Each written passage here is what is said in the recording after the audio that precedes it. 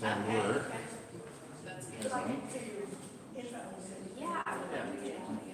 Sure. Do you have a card or anything I can get from you? Okay. All right. Great.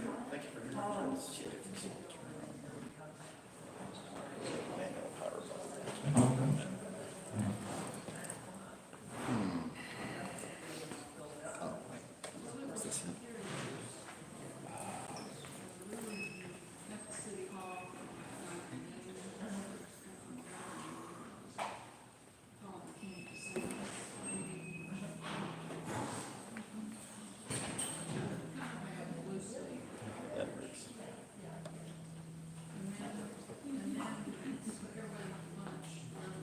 So I sent an email out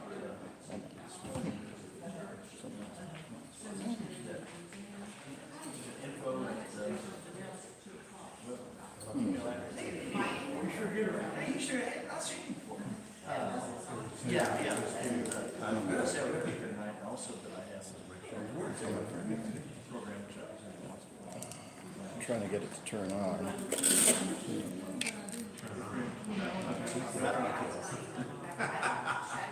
Yeah, kind of the most important thing, yeah.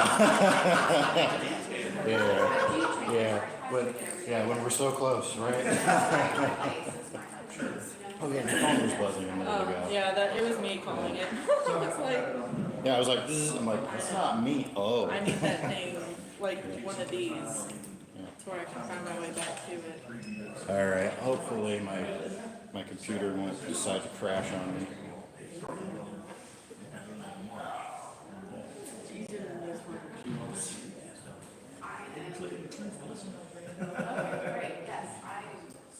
So I know I've got my HDMI in there, so hopefully everything should pop up.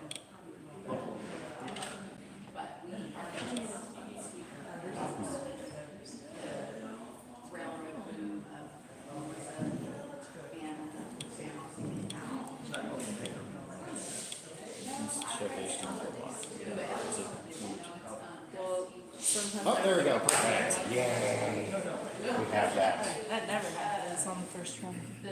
All right, well, we got like Do you 3 have more sound or minutes. anything? Oh, no. It's just purely a slideshow. Okay. You're the audio. Yeah, pretty much. If there's one thing I know how to do, it's telescope.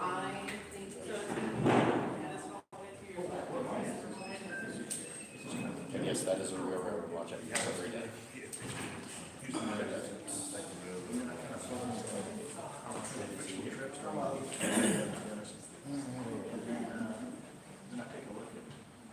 Things that remain.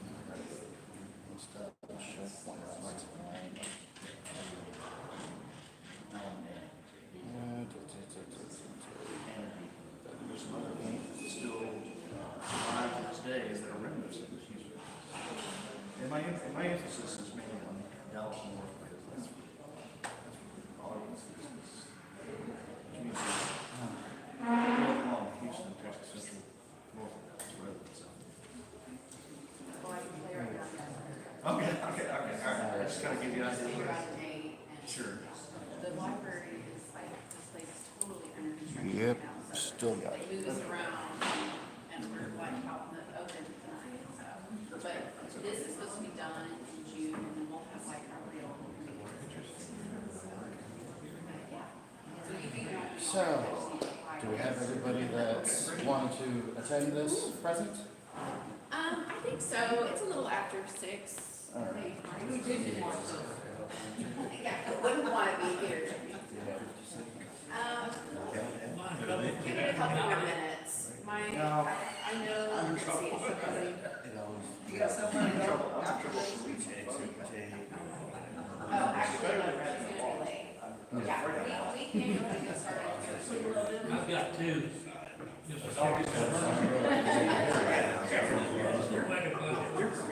Don't keep them in the same place.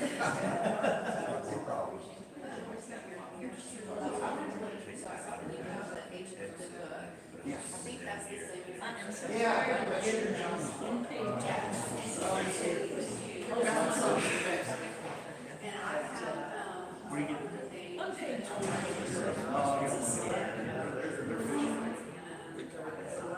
And I have,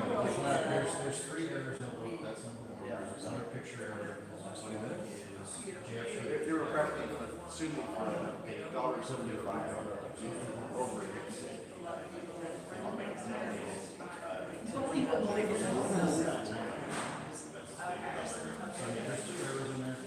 My book has a,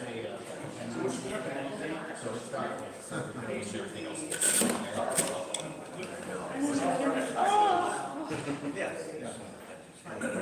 Okay, yep.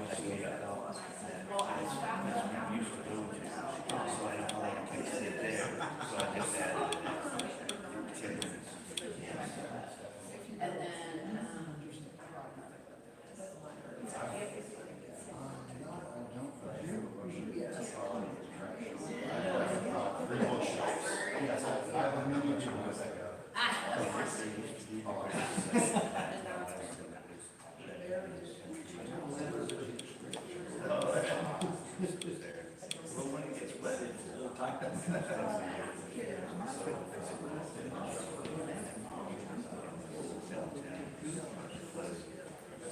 What do you think of that bridge we were talking about?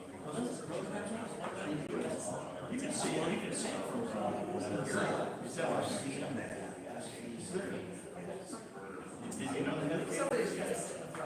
Okay.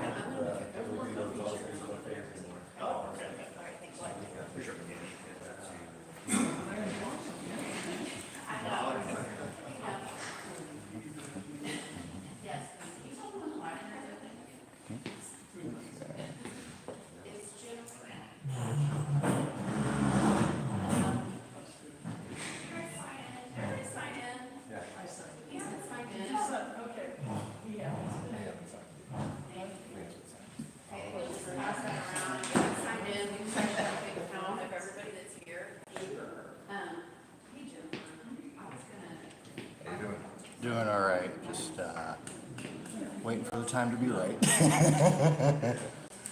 Yeah, procedure. Well, I like it already. You got a Lionel sticker and Johnny Myers books. Oh, no, that's newsflash. That is a real Tex Electric patch. Oh, I was talking about the Lionel sticker. Oh, I'm like, yeah, I've got that. I was like, oh, I thought you were talking about that. No, I forget that that's on there. All right. can everybody see this? Does it need to be angled differently, or is this in a good spot? Well, it's good for you. Okay, just tell us if it's not. It's all on wheels, so, okay. Hi, everybody. Thanks for being here. The building's under construction right now, so we're, meeting in different places, and that's just part of the fun, right? Yeah. I'm Lily. I'm the president of the Melissa Historical Society, and thank you for coming. We have a special speaker tonight. This is James P.D. He is an interurban historian, and he's here to tell us about. And I'm going to let you go over your own resume as much as you want to. Definitely. You gotta take it away, James. Thank you so much for Thank you very much, Leslie. Let's all give her a big hand. This would not be possible without her help. Alrighty, so once again, I'm very appreciative to be here tonight. I cannot tell you how absolutely crazy my entire week and weekend has been, having to go back and forth to Dallas to do a bunch of stuff. One would say a jack of all trades is a master of none, but oftentimes better than a master of one. In conjunction to being a historian, I am an amateur watchmaker and repairman on that. I also do consulting work with transit agencies on equipment, and on top of that I do numerous volunteer services all around the North Texas area at several different museums, no less than 15. So quite busy, and all that after graduation too. That is quite a feat for someone my age. So the way that our whole thing is going to go over for today, we're going to go over, so the initial presentation is going to be 30 minutes long, and then we'll have a 10-minute break for bathrooms, water, whatever you need to go do, make a phone call and all that. And then we'll come back, and then we will just be purely Q&A questions. Any questions you have, throw at me. And if I want you to write them down and send them to this email right here. I have a bunch of these contact cards. It's not, I don't know why they printed it like this. It's supposed to be all lowercase, but it's northerntexastractionclub@gmail.com.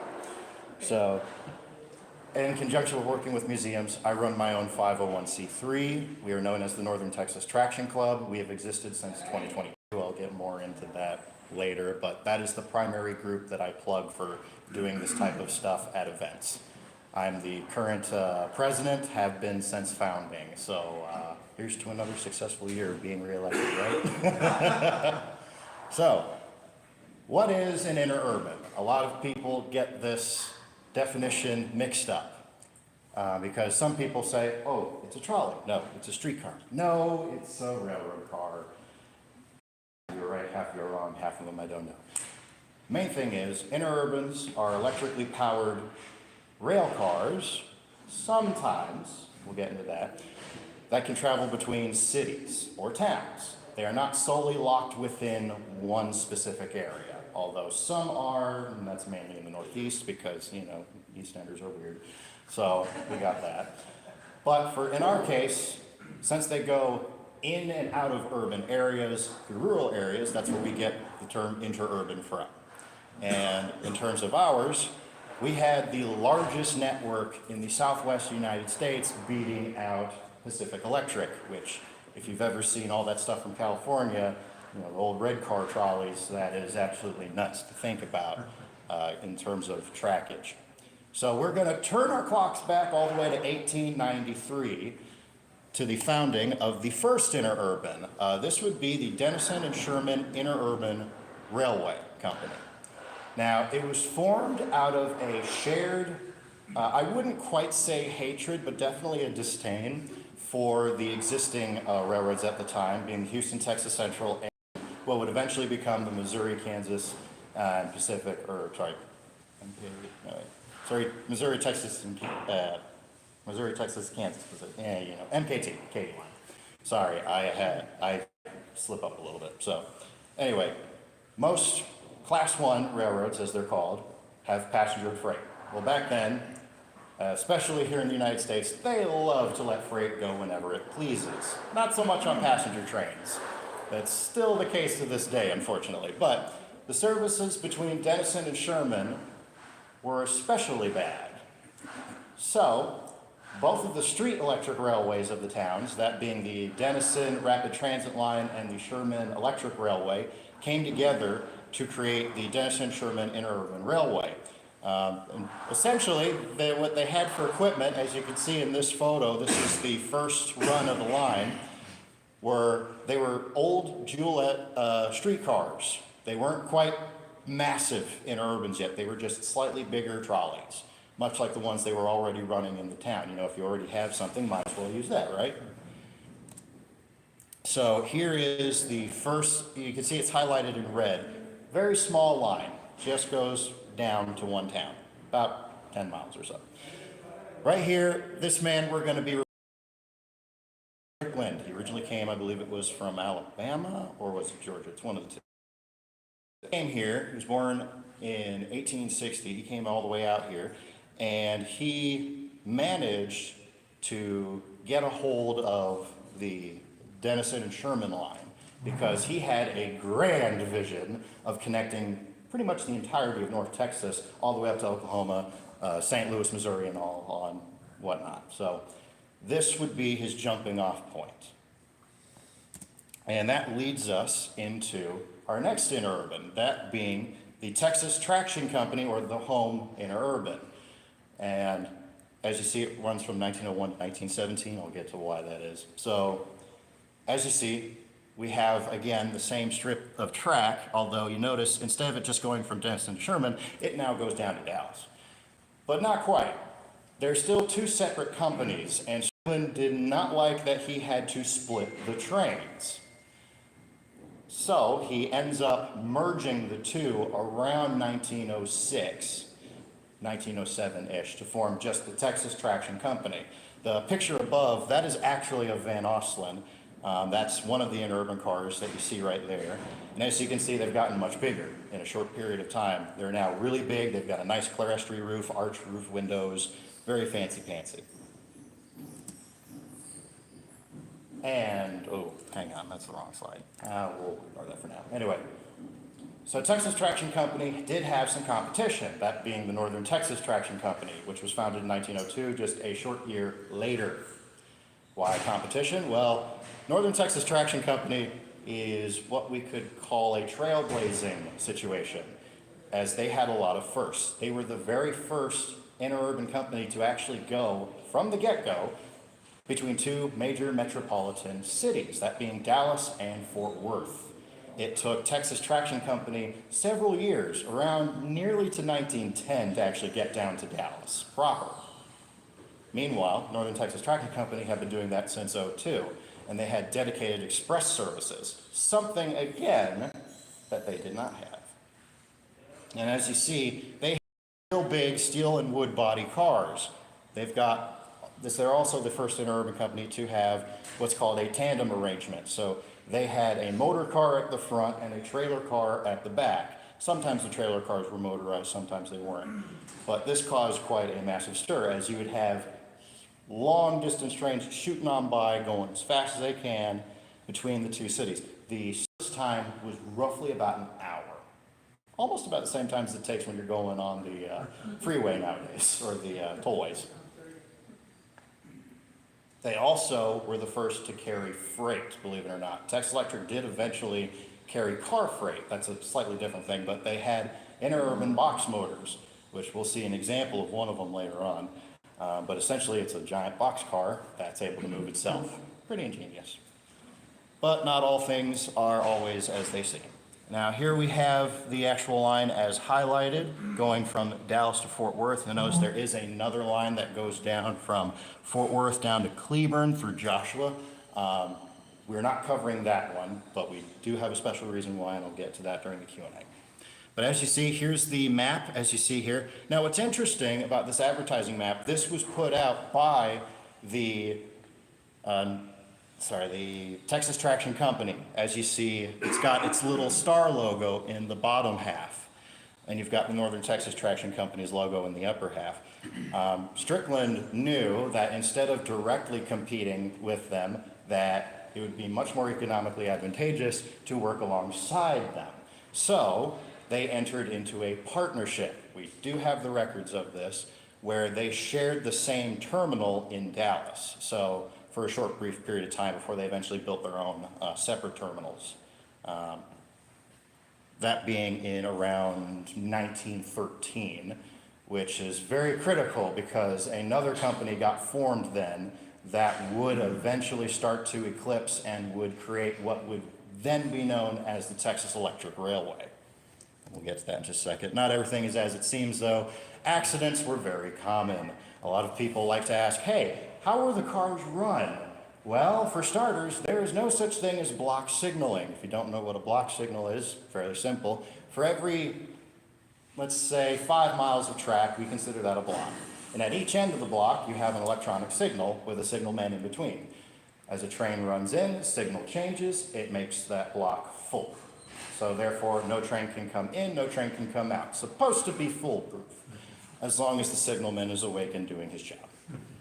So, and then rinse, repeat, rinse, repeat. So that way they're able to pass each other on different tracks without having any problems. Well, the interurbans were incredibly cheap. And also another thing, they were non-unionized. In 1918, there was an attempted strike to try and recognize unions for the, what would be Tex Electric Railway Company, as they had formed a year after that, down over in Waco. But that strike was eventually cracked down on by the Pinkertons, if you know who they are, and they never unionized. So Texas would still remain an at-will work state for electric railway workers, which is fairly interesting. I collect badges and pins and all that sort of stuff pertaining to traction, which is why there's very little of that type of thing for Texas. Most other places have, you know, their little union pins, so you can figure out which area was in which. What we see here is an accident that occurred when one of the cars clipped a switch, caught the power line above it, and then jackknifed. Now, the way that the cars ran, it's a single track line with passing loops. So in certain sections, each of them has a corresponding name. There would be a little call box. Think like in Britain, how they have those little police boxes everywhere, except they're smaller, they're browner, and generally a lot less pretty.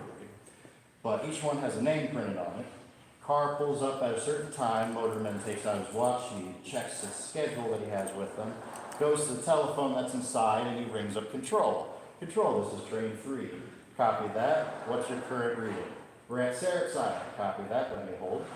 And then he goes to his board, he checks his schedule, he checks his watch. Okay, train 3 is here, train 2 is coming up here. Depending on which line you're on dictated which way they operated. I'm giving an example from Tex Electric. They had even numbers going down, odds going up. So, no, wait, backwards. Odds going down, it's going up.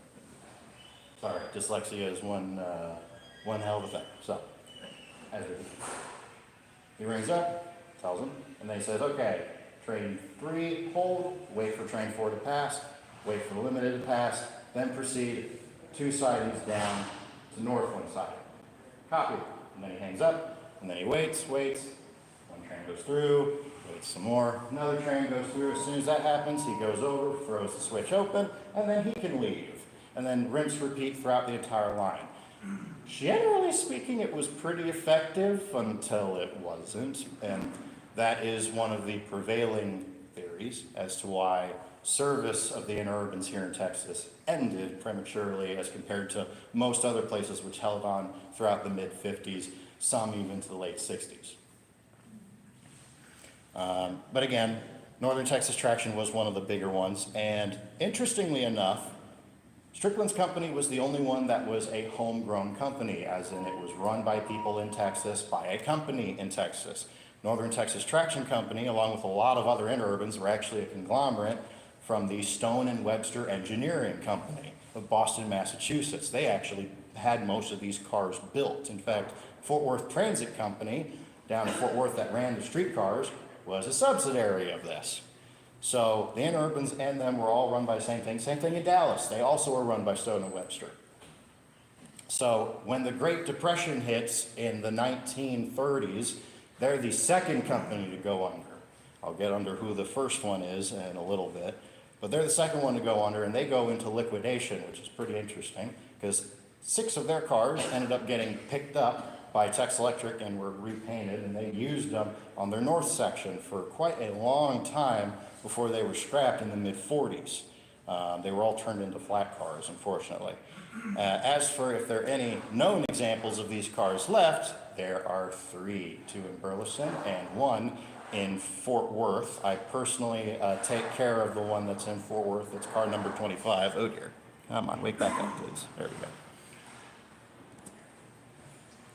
All right, now on to one of the lesser known companies, the Dallas Southern Traction Company. So again, still going from 1910 to 1913, pretty short lifespan. Why? Well, the Dallas Southern Traction Company was the city of Dallas's attempt, I say attempt, at gaining their own slice of the interurban pie. So that way they could have their own service that connected directly with the streetcars. You wouldn't have to change off and yada, yada, yada, yada. So they chartered a course going from Dallas to Ferris, which eventually it did get extended down to Waxahachie and a little bit, well, at least it would have been to Waxahachie, but then they decided, oh, wait a minute, Corsicana has their own line. We could probably hook up to theirs. And here are the cars they have. These are built by Osgood Bradley Company over, I believe that's in Worcester, Massachusetts. And the top car, now these are they're on shop trucks. They didn't run with these abnormally tiny wheels. This is just shop photos to see, hey, here's the product you ordered. Here's what it looks like. The top car, that is the box motor. As you see, it is literally just a box car that just rolls on its own. The bottom is a passenger car. They had a fleet of 6 cars total, pretty small. And interestingly enough, they end up getting bought out. By who? Strickland's Southern Traction Company. There's one of the cars right there, that's 305. There's actually 2 Southern Traction cars in preservation, which is pretty amazing to think about. That's down in Corsicana, and I occasionally work with the city on maintaining that car. Now here's Southern Traction's route. Notice something interesting? Where's Dallas Southern Traction supposed to be? Nowhere. What had happened is around 1912, when their line actually opened, they started to run their services between Dallas and Ferris. However, Strickland wanted to go down south, and the way that he wanted to do that was by interchanging over at Ennis, going across to Waxahachie down to Waco. But then he gets wind of, oh, there's another interurban line being built from Dallas from there. Why don't I just build my own line? So he builds from Dallas through Waxahachie to Waco, Hillsborough in between, and does a genius business move. In 1913, he launches Southern Traction Company, which is directly competing with Dallas Southern, and the newspapers say, oh, even though they are competing, there is no talk of buying the company out. 1913, he buys it and merges it. And now he's got 2 massive lines. He can go from Denison to Dallas on the north line, and the southern route has 2 legs as opposed to just the original one that he wanted. So he can go to Corsicana and as far down south as Waco. And so what do we get from that? The Texas Electric Railway as we know it, merged in 1917. Specifically, I believe it was January 14th or 15th, which happens to be Mr. Johnny Meyer's birthday. And there's the cars that they had. So as they go along, let me see if I have the right, yep, here we go. So now we have the map as we see it. As you can see, huge, absolutely massive. And Texas Electric ended up being the most successful interurban line in the entire state, even surviving, trying to remember the name of what the entire process is called. Basically, they almost went through bankruptcy, but kind of didn't. They got re-seized and then popped back up midway through the 30s. And then a little known thing called World War II happened. Don't know if you've heard of it. And one interesting thing that happens, they close the Corsicana branch 3 months before Pearl Harbor happens. Why? Well, as passenger numbers had dwindled just before the war, before the U.S. entered into World War II, they decided to cut that section of line as it was the least trafficked. What's interesting is just a few miles south of Corsicana is an old Army ammunition dump that got reactivated. Had they decided to prolong the closure of that specific leg, they could have kept running that one until 1948 as well. A bit of a shot in the foot moment.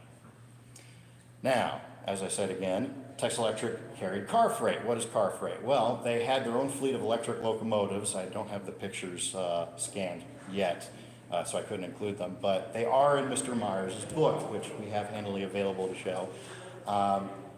What's really funny is they originally wanted to buy a set of steeple cab locomotives from Westinghouse. And Westinghouse said, okay, that'll be about $17 million for each one, to which Texas Electric said, get the hell out. So they contracted one of their own shop engineers and built their own electric locomotives, two of which still survive. A Class A, which is a 55-ton locomotive operating, well, it was operating at the Boone Valley Scenic Railway. I provided a few, it's all the way in Iowa. I provided them with some schematics of some of the rare wiring drawings, considering they almost never actually built any proper blueprints of the engines. They just winged it, literally taking apart some older cars, slapping new motors underneath, gutting the top and putting a cab on it. Then they had Class Bs, which were kind of similar, but they were a little smaller. Also, one other thing, I keep referring to the north and south lines. The distinct difference between the two, the northern section ran on 600 volts of electricity. The two southern sets ran on 1200 DC. The reason being, Southern Traction copied Northern Texas Traction. They also had tandem cars. They had a trailer and motor arrangement. So they needed to have enough power to actually yank the cars along because they had to go up and over hills. Northern Texas Traction had a pretty flat gradient to work with, so they could still stick with 600 when they wanted it. So the Class A's could go between both. Class B's were more or less restricted to the southern section. They rarely would go over into the north section. And then Class C's, which were really small, they could only work the north section. They were very small. Now, another question that a lot of people like to ask is, did Texas Electric carry the mail? Yes, they had RPO cars. Specifically, they had 3. It's also the reason why on most pictures you see, the cars have 3 numbers for their road numbers. Think of it as like a license plate for a train. They didn't have 3 numbers when they started. When they started carrying mail, the U.S. Postal Service said if you're going to have railway cars that carry mail, they have to have 3-digit numbers. I don't know why, that's just what they stipulated. Again, the U.S. mail system's been always weird like that. So, but even weirder, the Interstate Commerce Commission were a bunch of bullies to the interurbans. Why? Because of one thing that we all can unanimously agree on, that we all probably hate lobbyists. So, the railroads, the big ones, all had lobbyists in Washington. So whenever Interstate Commerce Commission would come a-knocking, they would get hit with a stick. Interurbans were seen as a local affair, and so weren't under the same protections. And so when the ICC came knocking, they had to open the door, and they were more or less strong-armed into having to give over more money than they would like, as well as having to do what they said without any rhyme or reason, even if it was precedented or not. Such as, if you know your railroads, you know that most big main lines, when they ran their mail trains, they were nonstop, and they had special mail cars that would pick up and throw out the mail as it ran. Come on. Sorry, I need to replace this laptop. I've had it since university. So, they would pick up and throw out the mail. Texas Electric was forbidden from doing that. They couldn't do that. They had to pick up and set down the mail at every single stop. But more specifically, they were only allowed to do it at city stops, which is why on most of the tickets you notice, places like Plano, Dallas, Van Oslen are all capitalized. They're all in full caps letters, whereas the smaller cities like, let's say for example, Allen or Melissa, they had a capitalized first letter, but the rest of them were all lowercase. It was to denote which stops were more important based on the mail. And they had 2 sets of mail trains that ran. They had the normal 3 cars that ran, those being number 360, which is currently preserved at the Plano Interurban Railway Museum. She's the sole survivor of her class. She's also one of the oldest cars in preservation. She's the second oldest at being built in 1911. The oldest interurban car in Texas is in Burleson, and it was built in 1902 for the Northern Texas Traction Company carrying their freight. Thankfully, that one has been preserved. So, but there were 3 cars. You had 360, you had 350, and 361. They were all part of the same batch, except, well, actually, no, wait. No, yeah, they were all part of the same batch from St. Louis Car Company, but they all came in different looks. Pretty much 360 and 350 were identical, or no, 361. Those 2 were pretty much identical, originally cars 11 and 7, and then car 3, 50 was originally car number 1, the first car purchased for Texas Traction Company. It was completely rebuilt. Again, I'd love to show you more of that, but we'll do that more when we're able to focus on specifics and I have more time. So, as we go on, they had those 3 cars and they only ran in the north section. They were never allowed to go south, which is why all the mail signs you see for Texas Electric are all only from Denison to Dallas. Now that was during the day. Nighttime was a different affair. They had what I can describe as an express newspaper train. It ran from Dallas to Denison, opposite way, and it was pulled by a box motor car, specifically number 507, which miraculously has survived and is currently sitting in Waxahachie at the wastewater treatment plant.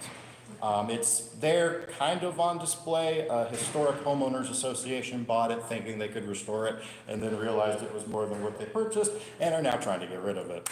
So that car would specifically run, and it had 3 trailers behind it. They were all box trailers, and as it ran, it would make stops in Plano, McKinney, and Howe as it went up the line.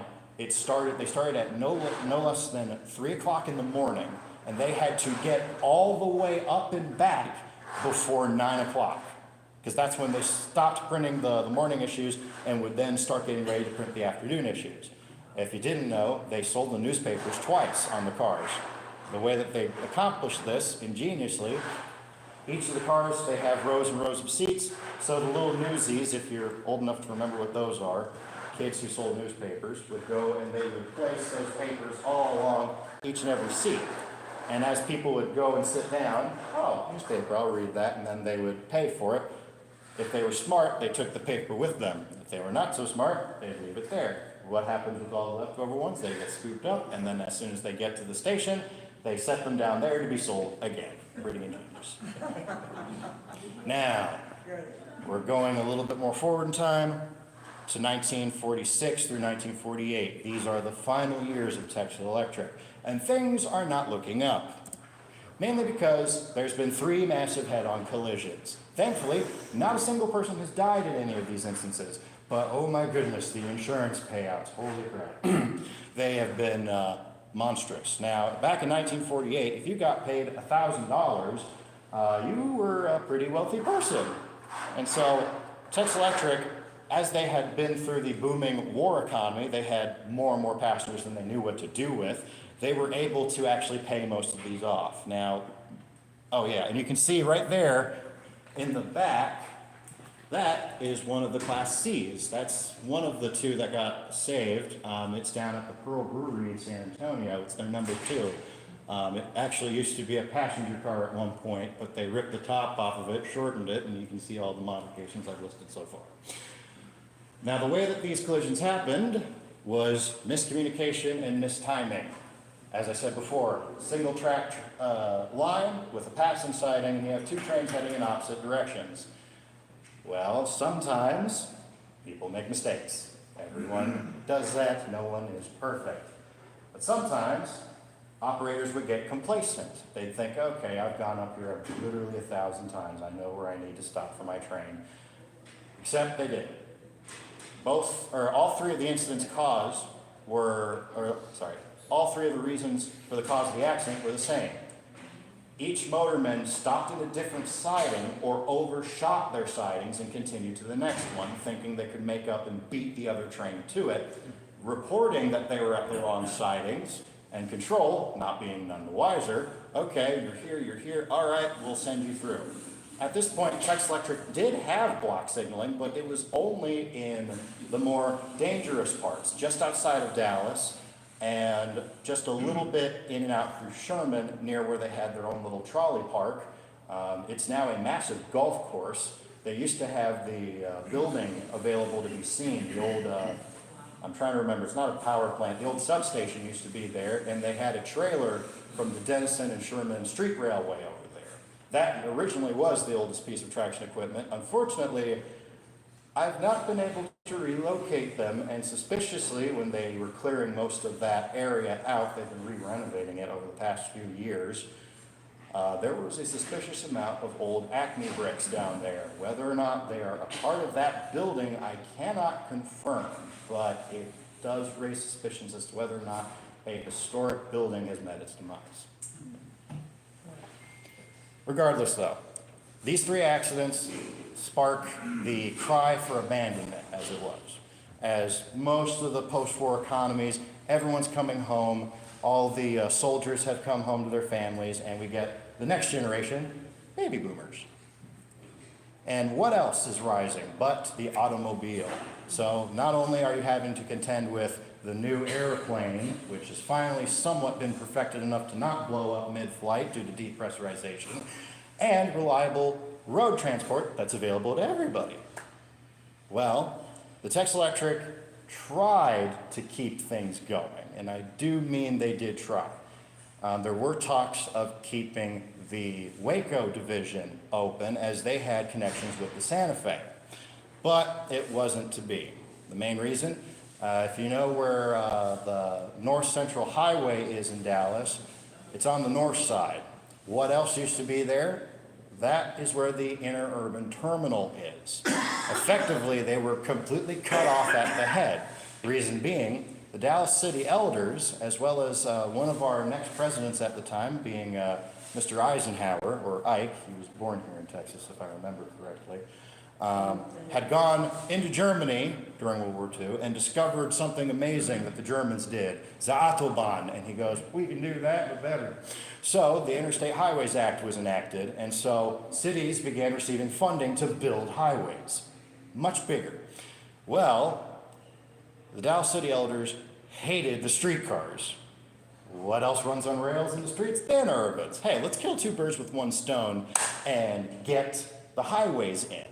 They had already started closing most of the one-way streets. Only Main and 32nd were left alone because they were double traffic both ways. You had to have them for the streetcars because they didn't loop. They had to stop and then go back the same way in the median of the streets, which if you know your maps and you know your streets in Dallas, you can still see those tracks buried underneath the pavement. On hot days, the rails will start popping up, and you notice instead of the street being nice and level and having a nice little dome to it, it kind of bumps up and down a little bit. So you can always see it through there. I've mapped out where most of the existing trackage was, still to this day based on the old maps, although road construction and all that does tend to rip things away as we go along. It's amazing that we have miles and miles of what would be usable public transit literally underneath our feet, but we choose not to use it. So, Texas Electric is now faced with a dilemma. Do they try to hold out till 1955 when they start building the highway, or do they close? Well, they do the smart thing and they end up closing, but they close in a very unique way. Most interurban companies, when they ended service, much like Chicago, Aurora, and Elgin, they just flat out didn't say anything, and they left people stranded. Or they had a gradual transition. You know, let's get buses in, let's get more stuff in, and then, okay, we've had our fill, see you later. No. Strickland's influence had pervaded the company, and he had a very affectionate nickname, one that I don't think any CEO or company boss manager has or has had ever since. He was called Daddy Strickland. The reason being, if you had a problem in your life, whether it was substance abuse or money troubles or family problems, he would always tell you, come to me and I'll help you. He always gave people a fair chance. And so, instead of just cutting everybody off, leaving them without anything, and giving all the stock investors and everybody else their money back, they chose to give everyone a payout. They actually chartered bus services on top of that, and they actively looked for jobs to get their employees lined up with so they could maintain their income. And I think that's a lesson that I think a lot of companies nowadays really need to remember. And whenever they quote, oh, the good old days when we didn't have to do as much for people, we still did just as much as we do now as we did back then. You just have to look for it. So, December 31st, 1948 rolls around, all trains terminate to Dallas, and the end of an era occurs. The Texas Electric is no more. Now on to our last little-known interurban line. This one's the shortest one. I couldn't quite figure out where to place it because it's got a weird time scale to it. But this is the Texas Interurban Railway Company. And where they ran to was fairly interesting. Now you notice I've chosen to actually show the dots on this. When they were established in 1923, they only were actually going to go from Dallas to Farmers Branch and then to Forney. Then they got some more money and were told to extend it to Terrell and Denton. Now back then, Denton and Terrell, there was nothing over there. If you go there today, there is still nothing over there. So as to why they built it, it's somewhat of a mystery, but my personal guess, again, this was another attempt by Dallas to have their own interurban line, which, funny enough, a chunk of this line is still used actively to this day. Specifically, one corner of McKinney Avenue is actually where one of the interurban tracks used to run through. And they still run on that tiny stretch where they curve off and then go over the big bridge over the highway, if you can imagine that. So they had a fleet of what we would call double truck Bernie cars, which was pretty interesting. They had about 7 of them, including a freight version. It's the only one of its type ever built for a company on record, which you'd think with that type of car, the Bernie safety car is one of the most ubiquitous street cars that anyone thinks of. Whenever you think of a trolley, that's like the second most popular thing that people picture. Number one thing being something like Mr. Rogers' trolley. So, another interesting part, they only owned about 12% of their own trackage. Why only 12%? The rest of it was leased, specifically from the Missouri, Kansas, Texas lines with MKT. If you saw the steam engine there, that was an MKT engine on the same track.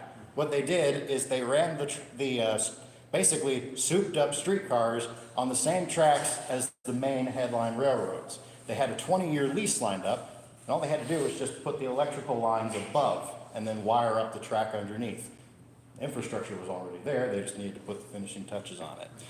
Well, this was the first company to actually fall in the Great Depression, so all their stuff ends up getting repossessed by the banks in Dallas, and they completely get liquidated in 1932. Again, they were only around for 9 years. They are a little more than a footnote. But their cars lived on. They were all purchased by the Dallas Railway and Terminal Company, which is the streetcar line of Dallas. And they were all rebuilt to double-ended cars. This is the fleet photo, as you see. They've got these weird towers on their backs for the poles, because the wire had to be tall enough to where the regular steam trains could run underneath and not get zapped by them. I have seen video footage of overhead catenaries where the locomotive is spewing out steam. As we know, steam is part of water. And well, what is water? Conductive to electricity. And occasionally, pop, as it goes underneath, which is not very good. So that's why they had to have them up. You also notice a tiny little circle window right around there. That's a bathroom. One of my favorite activities to do whenever I'm watching old films about trolleys or interurbans is me and my buddies will have a drinking game called Spot the Bathroom. So anytime we see a glazed out window or something fancy in one of the cars, there's a shot, there's a shot, there's a shot, alcohol poisoning. So there's that. But yeah. And that's that. And I hope you guys enjoyed this part of the presentation.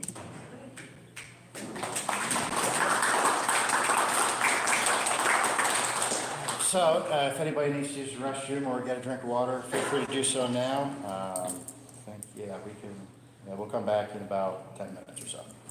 Okay. Five or 10 minutes, give or take? Yeah, 5 minutes. Okay, 5 minutes, that works. Does he have a railroad watch on his car? Yes, this is, it's an Elgin 349.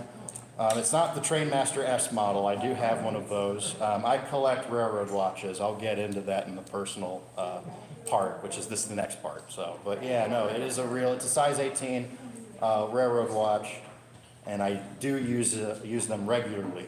The main reason being I've never had any major issue with mechanical watches, mainly because they're pretty easy to maintain and spot if something goes wrong. Battery watches will play tricks on you. They might speed up, they might slow down. They have a mind of their own, they like to think. This little guy is a pure machine. He doesn't think, he doesn't feel, he just does whatever is necessary. But you do have to wind it though. Yeah, but if you're like me and you fidget with things all day, it's almost always wound, so it almost always ticks. Occasionally I forget to wind it, but all I have to do is set it and then wind, and then I'm good for about 2 or 3 days, depending on the make and model. How many watches do you have then? 20. And that's just in my current collection. There are others that are on display at museums, so. And is that why you got into the watch? No, that's not one of the reasons, but the actual reason is far more interesting, I can assure you. I'm gonna pass around, this is my copy of the same book that James has, the Texas Electric Railway book. I have 2 post-it notes in here. This is where the 2 photos of the Melissa station are. The caption on the little photo says it's Anna, but that's one of the 3 mistakes in Yeah. the book. And at some point, I want you to tell us about the 3 mistakes. in the book. Yeah, I'll go I over just all always that. think that mistakes in the And where did you get this? I bought that on Amazon, probably used, and then the author has signed it. What's his name? Johnny J. Myers. Yes, Johnny Myers. He's an interurban guy around here. Around here. Yes, sorry, I sound so ignorant, but he is in an interurban, He's a, he wrote this book, and he's in a Facebook group. He's in yeah, multiple Facebook groups. yeah, he is. I was gonna say, this is the little compendium that came with my book it's got everything all picked out. If you would like to make a copy of that, you're more than feel free to. So where did you get this? That was something that the museum of Plano used to do. They don't do it anymore. But I still make those. That's my only copy though that I have on me right now. It's massive. Okay. I should have probably brought some extras. Oh, so this is an index? Yes, it's an index. This tells you pretty much where everything is in that book. Okay, yes, I have, okay. I'm looking for an index in there. There's not an index, okay. And it also tells you where the states are. Or what Not you- exactly. I'm going to be making an edited version that has that, so that way it mentions that. Okay, I see, okay.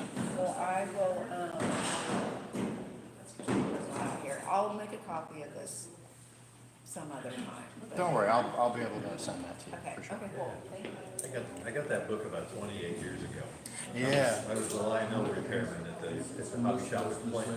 Really? The book was there and I bought it. And Yeah, that's- my daughter was in the 10th grade at the time. Wow. She took on an assignment to kind of analyze this early mode of transportation. So we went up and down the line, finding Yep. bits and pieces of it, just using that book as a guide. Yeah. Whenever she comes back, we still do. I was going to say, if you'd like, I have been composing a modern day map that points out all the major points of interest. Great. Because unfortunately, there's been a lot of people who have taken to illicitly trespassing in some instances to try and look at areas, and of course it gives people like us who want to do things by the book a bad name. So I'm trying to get it to where everyone can do it safely. Yeah. So, Yeah, we didn't, there's a lot we couldn't see, obviously, for that reason. And then some of it's gone now. yeah, it's fleeting, unfortunately, but I've been doing my damnedest to get a hold of as much things as possible and get as much done as possible in regards to preserving as much as I can. It's been it's always an uphill battle. Crash on the interurban between Dallas and Sherman. Where was that last crash? Oh, the last one happened in a little town north of Dallas.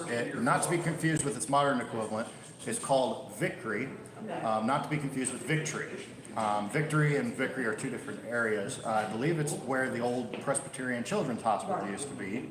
And it was a blind curve that the 2 cars met on and smashed into each other going around 50 miles an hour. There used to be Vickery Park. I grew up in that area. And Vickery Park was there until Yeah, it got, It's the whole town that just got absorbed into Dallas. yeah, the modern day Dart light rail actually still runs on that section of track. Yeah. Really cool. Yep. Yeah, I think it was known as Kirkland siding at the time. And Yep. you can still see Kirkland on the substation sign Yep. for the power company. Yeah, I've got a replica of that sign sitting in my bedroom. Alrighty, we've had our 5 minutes, so even though I've already been answering Q&A, we'll start with our Q&A thing. If you notice up here, I've got 3 little icons here. This is a truncated version of my personal history with traction.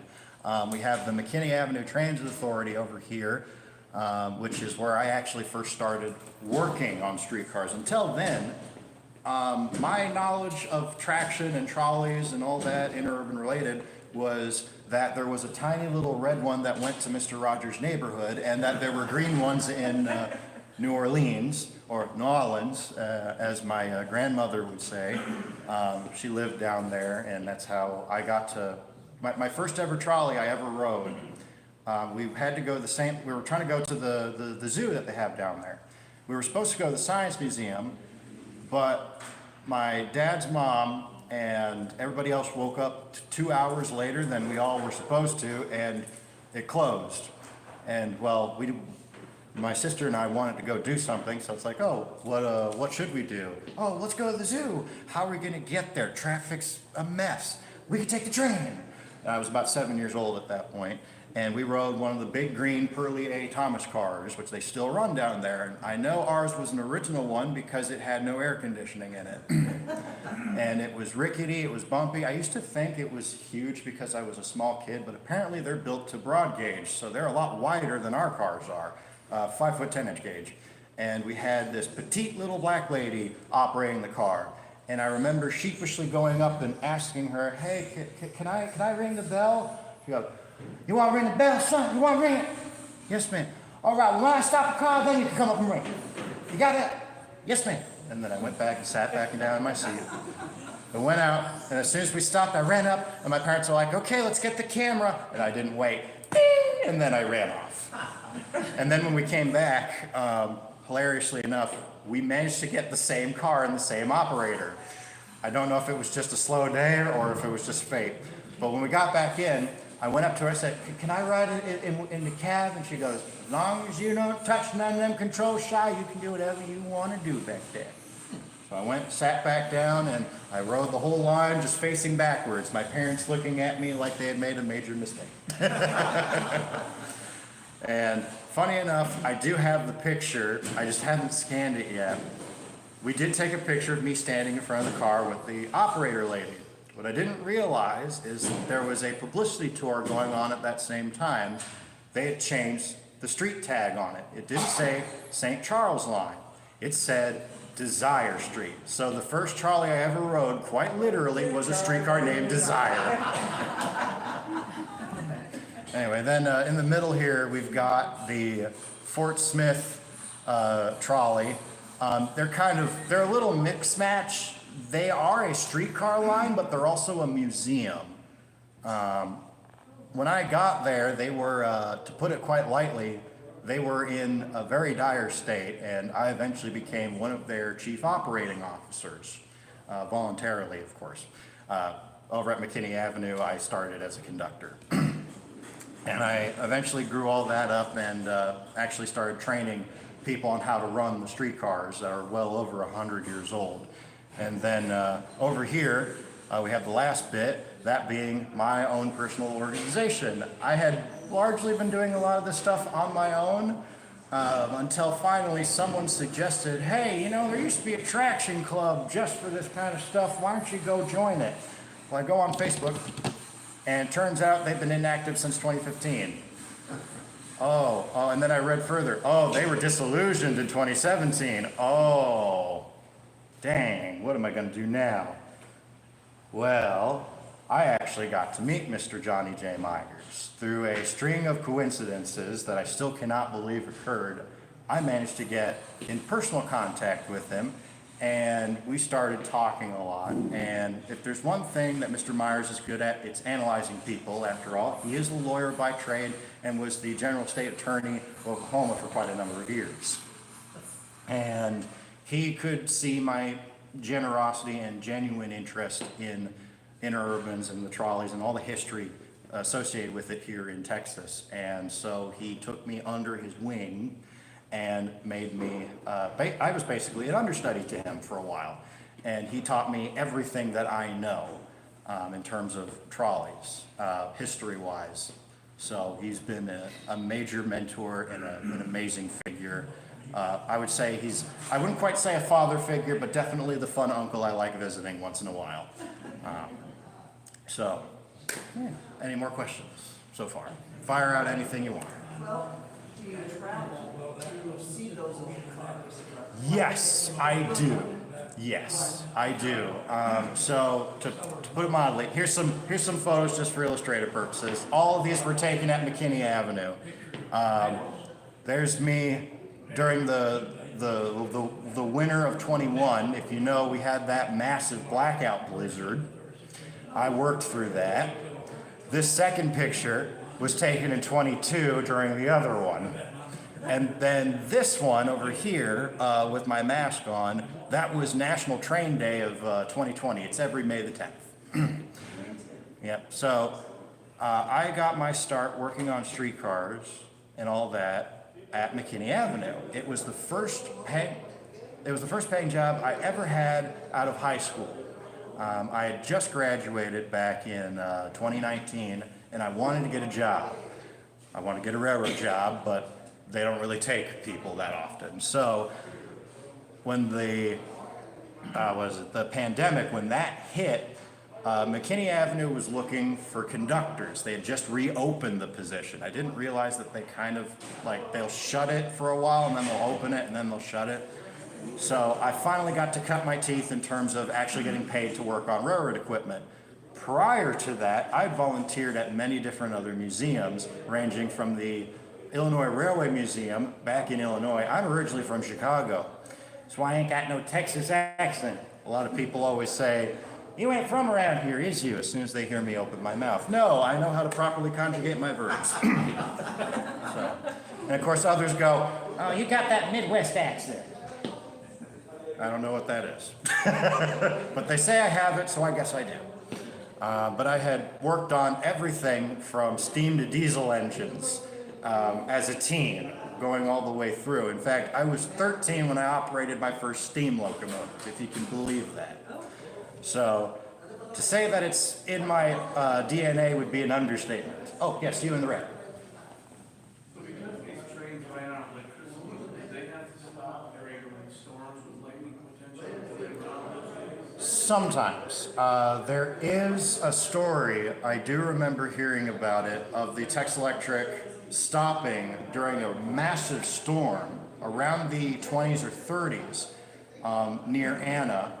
And there was, I can't remember if it was a minister or whatnot, but a man of religious figure was on board the cars, and he got stranded, had to stay a night, and it actually inspired a hymn that is still sung today down there. But during particularly bad storms, they did indeed shut down. At McKinney Avenue, that was another story. The only time we would shut down is when we'd start derailing. So I've had to run through lightning storms before.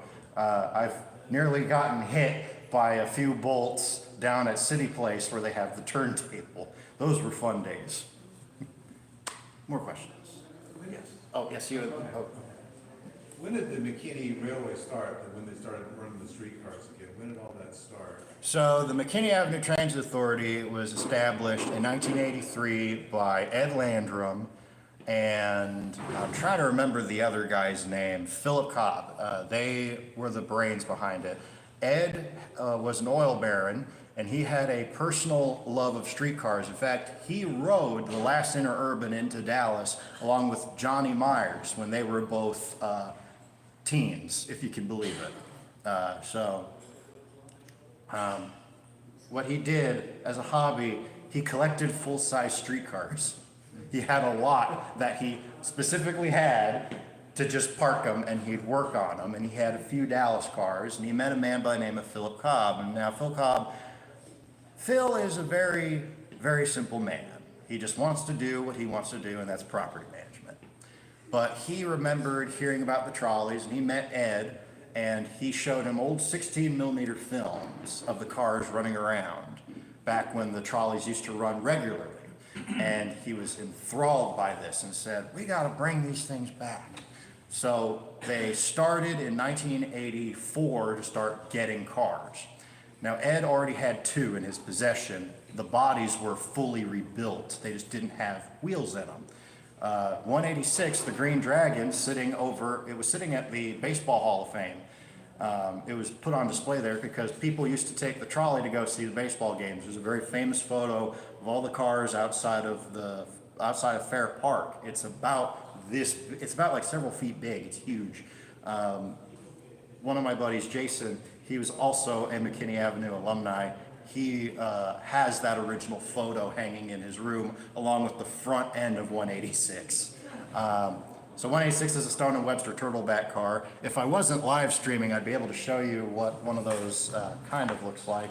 But I know Tex Electric had a bunch of them down in Waco. Oh, here we go. Here they are. Oh, get back there, you. Here's what they look like. Now, I know it's a little hard to see from at that distance, but they're in the book. The reason they're called turtlebacks is because the cabs are built to sling down a step. The actual bodies are raised up. So you step up into the cab, then up into the car body, and the middle of the car pokes up. It looks like a turtle shell, hence turtleback. And they came in all sorts of sizes, and there were tons of them down here. But 186 was the one that Ed managed to save, along with, I think, another car body, but those have since been rusted away. He had that car, and amazingly enough, and if you do buy the book, it's published by John Landrum and Jim Cumby. They made a little history of the M-Line trolley book with Accordia Publishing, and it shows a picture. When that Baseball Hall of Fame closed, they had to rip the top off the building and crane the car out, and it's literally hanging almost upside down. The other car was a tiny little Bernie car. I think there's another photo of one of those in here. Here we go. Itty bitty little thing, numbered 636. It's the only known DR&T Bernie car to be saved, made by Charles O. Bernie, who also happened to be the designer of the turtleback cars. Again, all products of Stone & Webster Engineering. So they all kind of share a family resemblance. But that car was sitting in his backyard. So they brought those two in. Now in this photo right here, where I'm looking ahead, looking to what would be the front cab of the car. I wasn't driving, thankfully. This is 369. It's a Melbourne W2 tram, 48 feet long, or 48 and a half feet long. It's actually the same size as one of the Interurbans. And that was my home car. The only reason being, it's the only one that mandated a two-person crew. The operator can only drive, and he's stuck in a tiny little box in the front. And then you have a nice saloon on each end, where the cabs are. And they've got bench seating on either side. Big windows, nice promenade. You can sit and look around on plush leather padded seats. Then in the center, which is really down low, almost like a Peter Whip trolley, you have the entrance and exit doors and little bench seats sitting down there, and that was mechanically operated by an Armstrong door.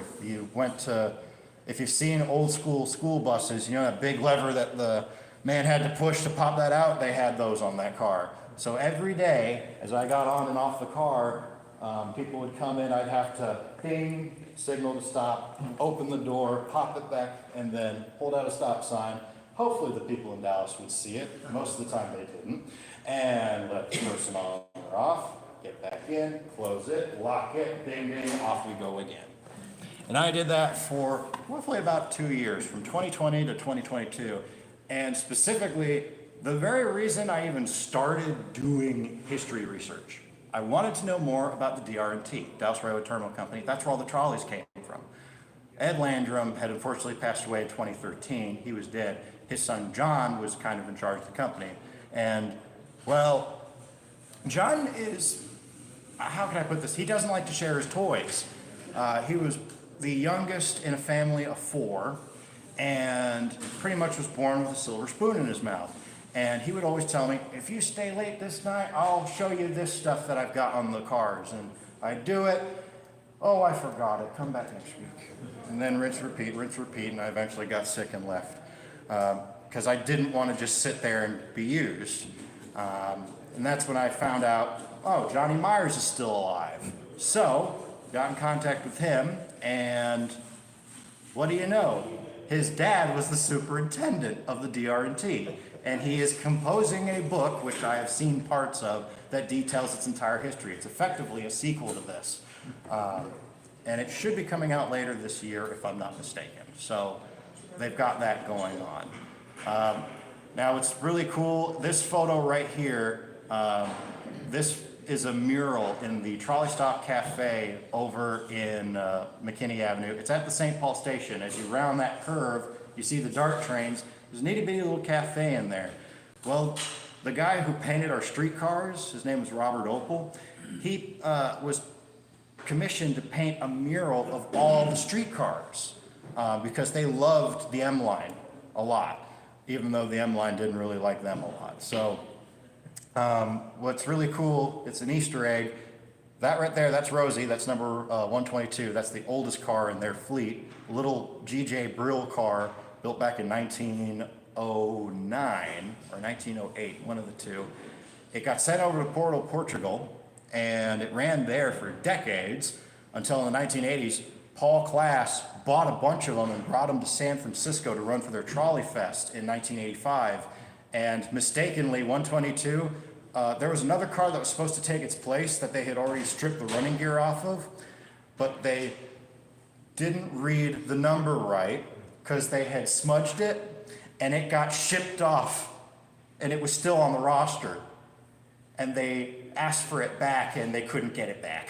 So it came here, and it stayed here. And Phil went over to that Trolley Fest in '85, saw that car, and said, we'll take that one, and brought it over here, along with another car, 166, its sister. Unfortunately, it got set on fire in '86. It was behind a restaurant, and it was on Christmas Eve. 2 kids broke into it and set it alight. That car was actually featured in a movie. I can't remember for the life of me which one it is, but it was dressed up as a Toronto Transit car. It had no running gear. They put rubber tires underneath it, but they put fake frames on the end of it. They drove it down the street, and they painted it red, which was really cool, but you know, they didn't end up having it. But anyway, the 369 was the replacement car for 166. So they got that down there. They started breaking ground.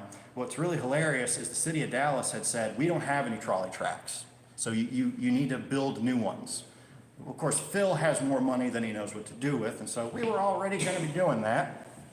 So he goes to Ed, and Ed just says that's flat out not true. We've got the maps here, and he laid them all out. And they said, okay, dig right here. The city contractors were very, very sure of themselves. There weren't going to be any rails. If there's no rails there, you got to build it yourself. If there are, we'll help you build them. Of course, Ed just smiles. All righty, man. They go out there with their metal detector. They find the metal, take the backhoe, clunk, clunk, clunk. Ding! There's the track, plain as day. And so the rest of the route was built. And they opened up service in 1989. And they ran their first trolley in 1989, which is pretty cool. As to how much I have to travel, I routinely every month go to Fort Smith, Arkansas and work on their streetcars. Currently, we're... For fun. Well, yes and no. We'll get into that. It did start originally as for fun because they're like, we need motormen, and I wanted to be a motorman so badly, but at McKinney Avenue, they only trained me, but they never certified me to operate. So I left, went over there, and I used what I had learned at McKinney Avenue over there, and eventually I got so good at running their cars, because they're the exact same as ours, they just were a little bit more well taken care of, mechanically speaking. They didn't run them as hard or as often, so we could get away with doing more stuff with them. And eventually they said, we need someone to train people. How do you feel about that? I'll totally do that. And then eventually, around the same time, again, this is all happening in the span of a year, 2022, over in McKinney, they dug up the street rail tracks of the old Interurban, and they said, "Oh, that's really cool. Does anyone know what this is?" And the lady who ran that museum knew who I was and phoned me up and said, "We need your help." So I went down there and said, "Oh, we need to figure out where all the rest of the tracks are." And I said, "Well, I know where all the Interurbans are. Here's the map for that." And they go, "Well, that's cool. It would be nice if we had our own trolley to run around up in McKinney."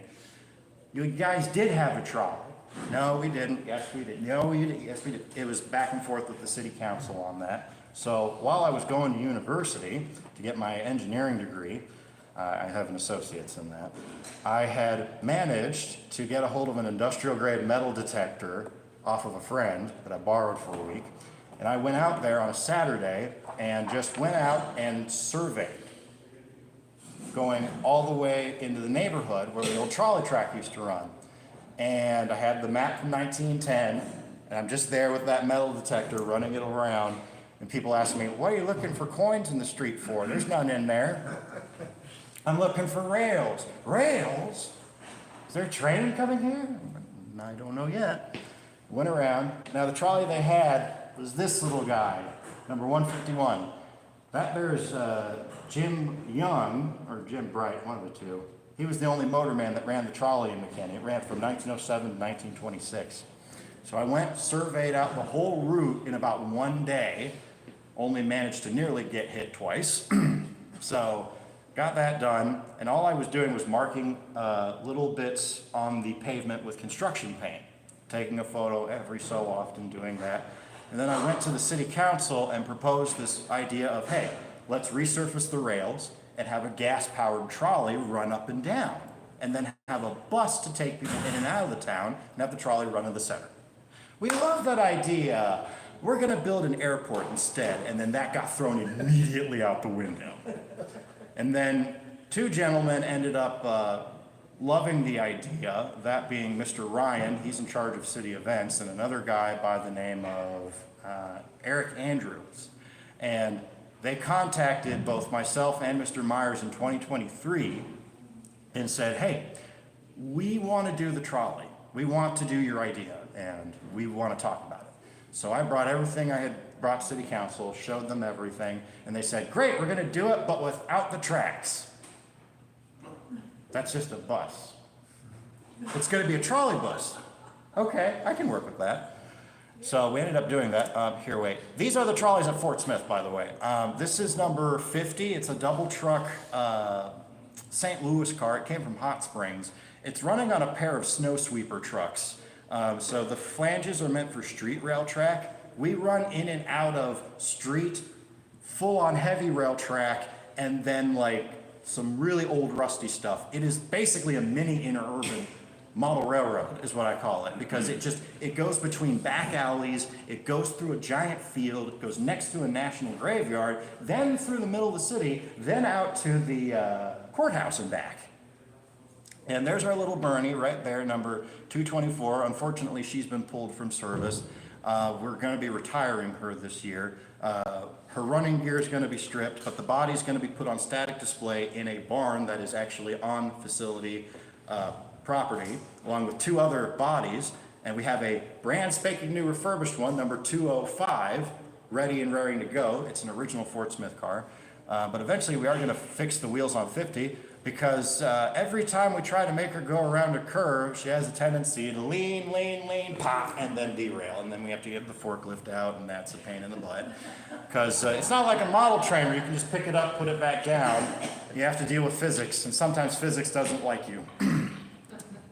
So anyway, fast forward to 2024, and with efforts from my club, as well as a lot of public interest, we did manage to get a sponsor, and we brought the trolley back to McKinney, and I am now the primary operator. We do have another motorman who runs around. I think his name's Mr. Marty. He's really, really swell. I remember my first day going down there, and as soon as I told him everything about it, he goes, "Well, you just know about everything, don't you?" And I go, "Nope. I want you to tell me everything that you want me to do here." And that's exactly what we do. And as you see, I'm doing the same pose that Mr. Jim is doing on the original McKinney streetcar. Yep, How often does this run in McKinney? It runs every Thursday through Saturday, and we run, when Marty's there, it runs from 11 a.m. to 7 p.m. When I'm there, I run it from 10 a.m. to 8 p.m.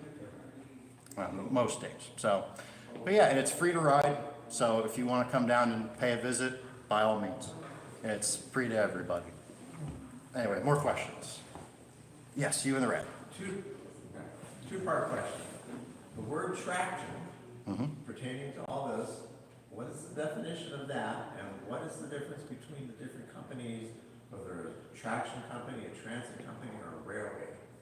So traction refers to the mode of which the actual vehicle moves. That being electric traction.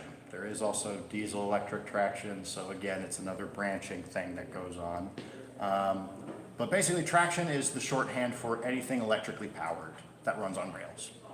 As for differences between companies, it just depends on what they do. If they're a closed-circuited system and they just have a single line, then they're just a railway line. Also, there used to be a definitional difference between railroad and railway, which is a matter of how many miles it covers. If I remember that correctly, I could be wrong.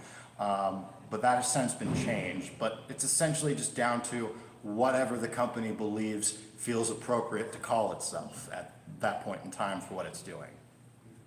Can I add 2 cents? Yes. Sometimes a railroad would change its name to railway whenever it reorganized for financial reasons or the lack of financial reasons. Yes, absolutely. That is also true. Thank you. I greatly appreciate it. Yes, you, ma'am. So when they used to go from, let's just say Denison all the way down to, Waco, did they have tickets that they bought at every single location? Did they run on tokens? How did that work? And did every little city have their own little ticket office? Yes, no, maybe, so, yes. So the way that the ticketing system works, they had tickets that you could either buy at the interurban depots, or you could purchase them on the train itself from the motorman. It was about 2 cents per mile. And depending on how many miles you were going, also partially dictated where you sat on the train. Yes, I do need to bring this up. All the trains were segregated back in the day. A lot of people, I know some nowadays are a little uncomfortable with that subject. I am not, mainly just because as a historian, it is my job to present everything in context as is. Obviously, I have a bias to that is obscene and stupid, and I'm going to make fun of it, but I'm still going to talk about it. And the way that they segregated the cars was if you were white or fair-skinned, you could always sit at the front of the car. If you were darker skinned or black, you had to sit at the back. Or if you were only going a few miles, basically going to the next stop, you would be more likely to get a seat in the front section of the car. If you were going way far down, you'd have to sit at the back. No questions asked. So basically, front of the trolley or front of the car is first class, second class is at the back. And that would be that.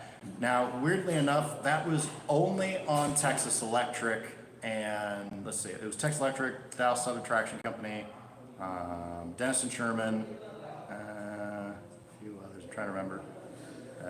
They all had that.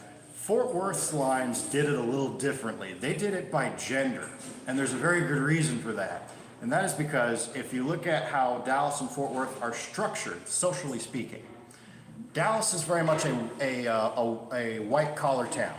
It was not a place that was built on industry or any of that hard labor stuff. It was pretty much just put together as a business center, and that's pretty much how it is today.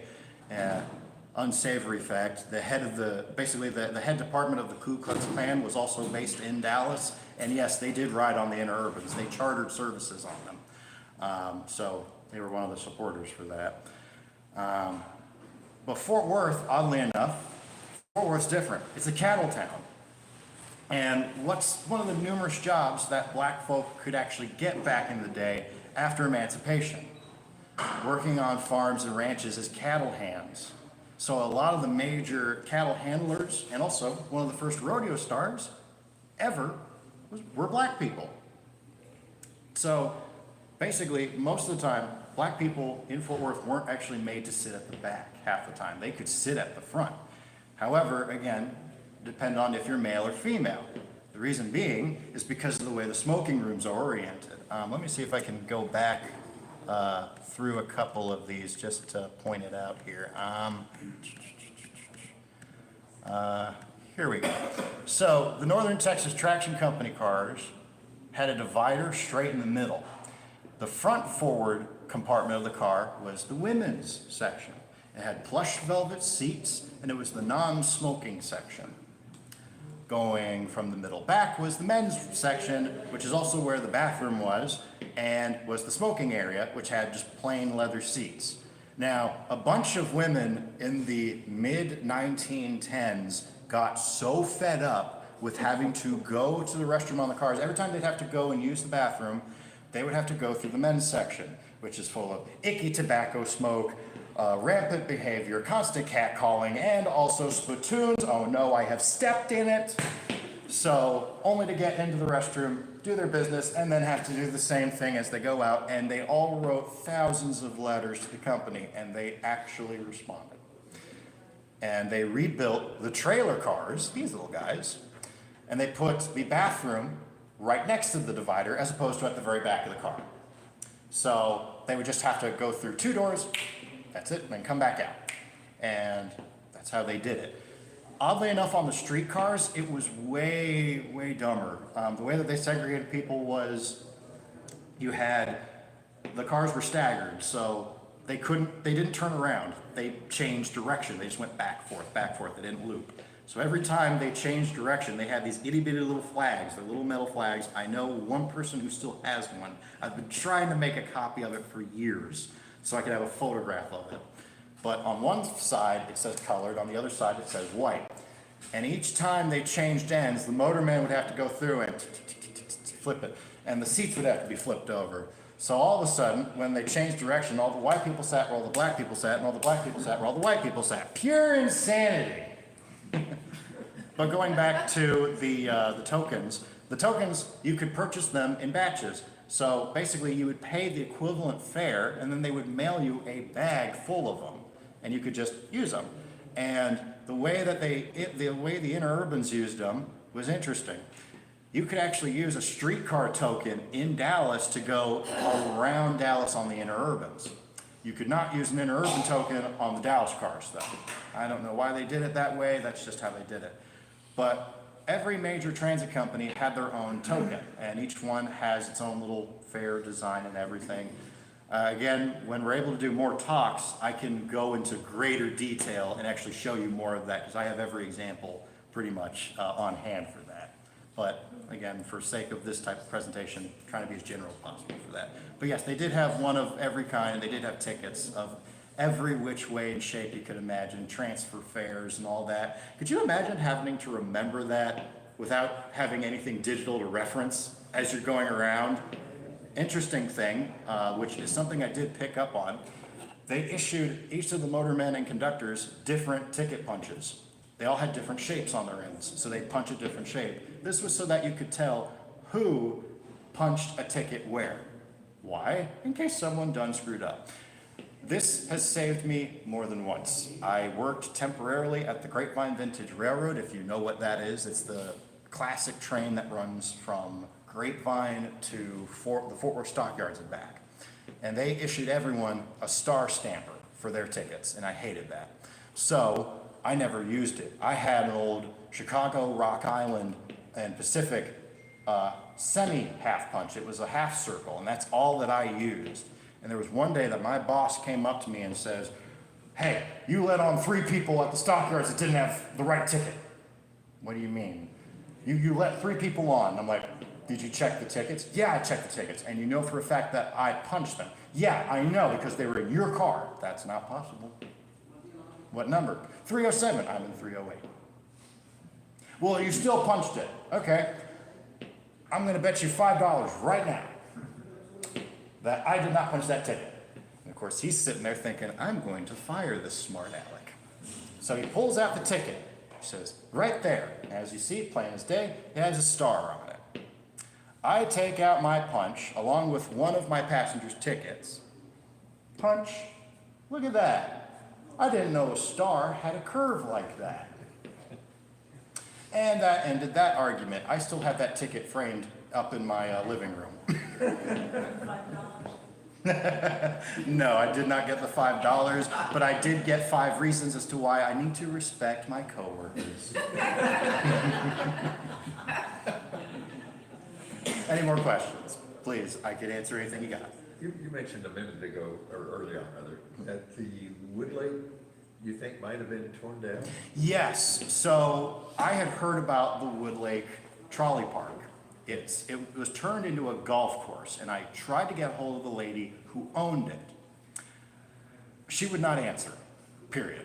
Even Johnny tried contacting her, we got nothing. And so one day, I very stupidly, and I highly recommend you don't do this because it's a little thing called trespassing. I didn't actually step foot into the boundary line, but I went around to where the public lines were and to partly where the construction routes were just to go in and look around.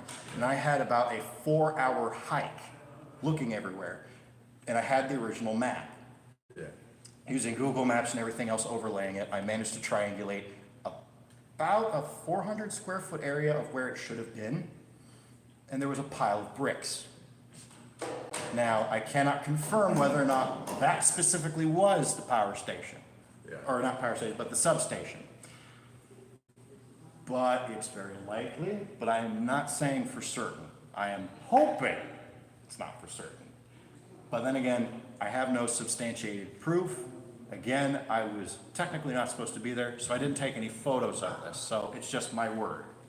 But, again, that is what I know currently. Any more? Yes?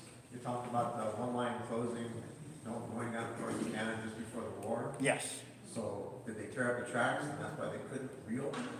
No, well, kind of, basically any time an interurban line would be abandoned or a railroad line would be abandoned, most of the time what they did is they would strip the rails out and then they'd tear out the ties and then they just leave the embankments everywhere. And most of the cities already had buses and cars, so it's really expensive to tear that stuff out of concrete because when they put it in there, they put it in there to stay there. So, well, it's more cost effective, spending thousands and thousands of dollars ripping that up, closing streets, diverting traffic, having to hire more policemen to be traffic cops, that of which they don't like doing because it pays less. Or, to save everybody the headache, we close the streets one at a time and we just pay about a couple $100 for a steamroller and some tar to pave over it. Well, that's what happens. And believe it or not, Corsicana has more track than Dallas still stuck in its street. That's why their streets are horrendously bumpy. And you can still follow where the tracks go around. It's hysterical to me that they haven't brought it back yet. I did in 2023 talk to the Parks Department lady who was in charge. I can't remember her name off the top of my head, but she loved the idea of restoring the interurban car and doing all that. And I knew where the other interurban they had was. They were both restored by the same company, the Edwards Railcar Company. They've recently restarted again, but not under the same ownership. It's a whole ordeal. But in a nutshell, they restored 2 cars. The city sent in some money that they shouldn't have sent. And then the company was like, what's this? Oh, that's for the interurban. Which one? Oh, the one you're restoring for us. And you are Corsicana. Okay, yeah. Oh, wait, which car would number? Oh, dang. Okay, 316, got it. And they used that money, but then they used it somewhere else, and then they just did not communicate with each other. They got really mad and said, give us our car back, or we'll sue you. And you know, city lawyers are very mean people, and I don't think they wanted to deal with that. So they sent the car body back. It's currently empty. It's just a shell. They did have the original fittings still in the city, but they left it at it's a compound that's 5 miles out. They locked the gate to the facility, but not the actual building, and it all got robbed, unfortunately. I remember going into the storage shed that day. The only thing we found, heartbreakingly, was a replica Dallas State Fair sign that's supposed to go on the inside of the car. That was the only thing we found. I cleaned it up and I gave it back to them very begrudgingly, but they've now got it. The other car that's currently running around was the 316. It's up at the, I'm trying to remember which railway it was. Wisconsin and Great Northern. They use it as a tourist thing. They provide like little pizza lunches on it, and you ride for like 45 minutes. It runs on gasoline instead of overhead electric. But both the cars were restored to their original arch window configuration. Is my thing still up? Yeah. Okay, sorry. I saw you changing it. I was like, oh no, did it go away? Yeah, in this photo you can see there's the arch windows right there. That's car 305 sitting down there, and right next to it's the Union Pacific main line. But yeah, so whenever they tore it all up, it was going to be a hassle to put everything back. So that's why they said, oh, we shouldn't have done that. Oh, well. I got more, yes. So I'm assuming the rail tracks that go through Melissa and those are real interurban tracks, I'm assuming. Not all of them. There is a few of them that still exist, but they're more out near farmland. There are certain areas where the interurban is paralleled by the modern railroads. A great example of that is over in Anna, Texas. They have their original depot still intact. It's now a Greek restaurant. They redid the street path down there, but it parallels the main train line down there. And it's called Interurban Street, very fittingly, and you can still see the tracks run right down there. And if you have your map with you, you can still see pretty much where everything still continues to go. So the interurban that went through Melissa, those are on different rails that the train that goes through. Yes, they're different. The Yes. interurban in Melissa, the tracks are, you know where Red River Street is? Downtown, you know where downtown Melissa is, where there's Cooper Street, where they tore down the bank and the pharmacy? Right. That was at Cooper and Red River. Red River is where the interurban tracks were. Across from the bank and the pharmacy was the interurban station. That's a Church of God, Church of God. The Church of God used to meet, and they bought the interurban building, and that was their building until they tore the interurban station down and built a new church that was no bigger than the interurban station that they had. Fun fact, it was a matter of a single square foot that caused the station to get destroyed. So, oops. If you want to see original interurban tracks in the street, you can go to Van Alstyne Yep, and go to Preston Street. yep. It's a massive stretch that still hangs down Just there. south of the downtown, or it's on the south end of the downtown area. Yep. They've got a lot of really nice advertisements, still painted on the old buildings. I love those because I have the car card advertisement for the Dr. Pepper. It's the lion with the invigorate, him shouting it. I love that ad. It's so cool. And they've got one of the interurban cars up there as well, or at least they had two of them. I would know. I have the other one. It's the 501 box motor that they unfortunately tore up, but I was able to rescue most of the pieces, and it's sitting in Lancaster, Texas, awaiting to be repaired because, amazingly enough, there has been a recent spring up movement to restore the old Katy Depot, and then that got the ball rolling as to, hey, wait a minute, we have the old Interurban Depot, which looks just like the Plano one, just flipped on a mirror, and it's missing the brick tower that would have been used for the electrical conduit for the substation area. They tore that down in like the 90s because, oh, if a tornado goes through here, that's going to be like a shotgun being pointed directly down at us, and we don't want that. So, out it goes. But they turned it into a visitor center, and for years I've been trying to contact them saying, hey, I know a bunch of stuff that we could put in here that would be great. Would you mind doing it? Slams door in face. And then eventually I got contacted by one of the city council members and they're like, hey, are you this guy? Yeah, we've heard a lot about you. We really want you to come down and like assess all this stuff for us. And I said, sure. Are you also interested in the interurban stuff? Absolutely. I mean, we have some exhibits in there already, but I'm sure that you could do something better. So currently I'm getting that done in between working 2 jobs, so. And that one's where? That's the one in Lancaster, Texas. Yeah, it's just south of Dallas, just north of Red Oak, Okay. which is pretty amazing. They also have a chunk of street track sitting there that you can still see. It's been resurfaced and everything. They have a little plaque next to it. It's all very cute. And down in Waco, they have a massive like loop that they still have down there. And I've been trying in vain so far to get a hold of there's a group that wants to purchase the land that the tracks are sitting on, connect it, and then bring some trolleys to run down there in a loop in Waco. So I've been trying really hard to get hold of them because I know where they can get 3 streetcars ready to run for a real cheap price. And I'm like, let me help you, please. And they just don't answer. So I don't know what they're doing, but hopefully something good. Trying to think. Fort Worth, unfortunately, doesn't have any more visible tracks from the interurban. If you know recent memory, there was a hotel that had a gas line explosion, like they were remodeling it, it blew up.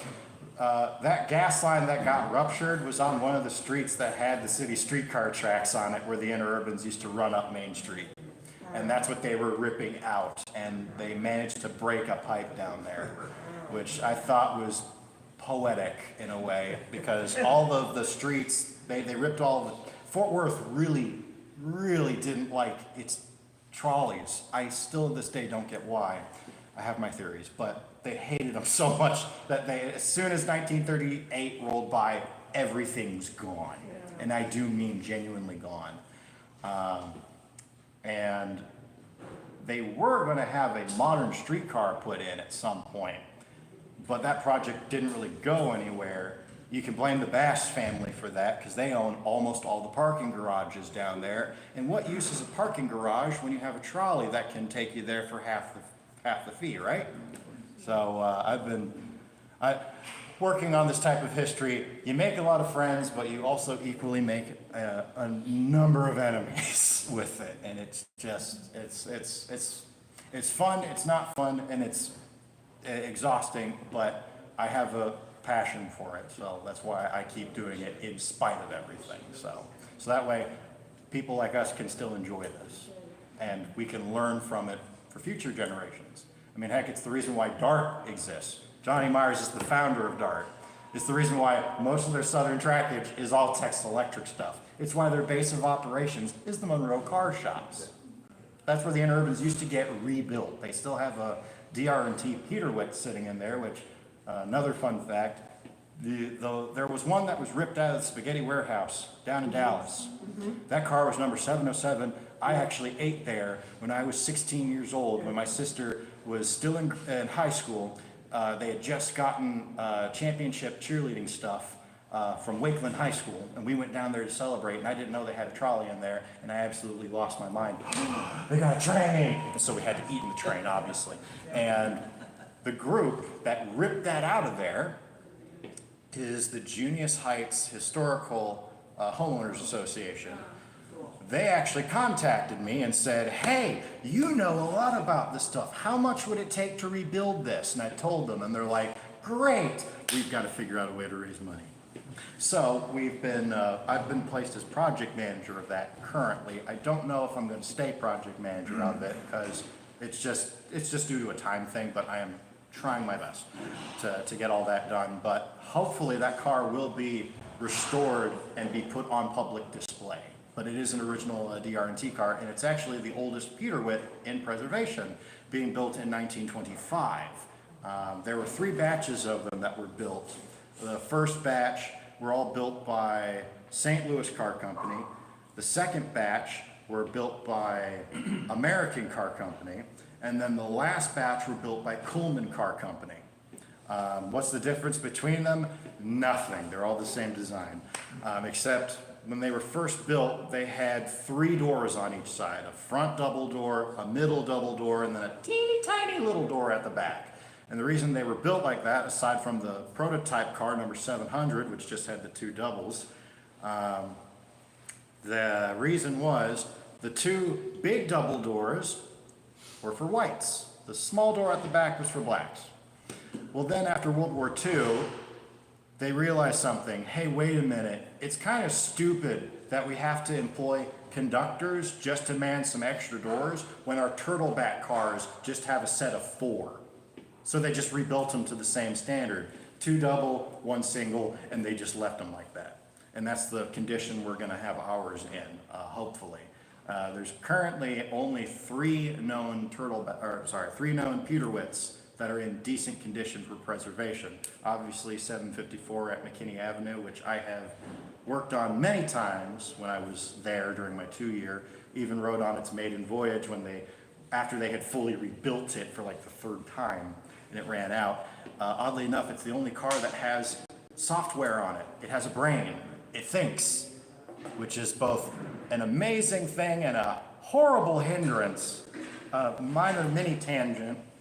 On my first day at McKinney Avenue, I had to sit down and watch a federal, it's a Federal Transit Administration, hey, don't do drugs. It's DARE, but for adults. Now here's the thing, because I'm a huge nerd, I had already seen that video like 50 times beforehand for like applying for other places, and I wanted to be a good little boy and already know what not to do.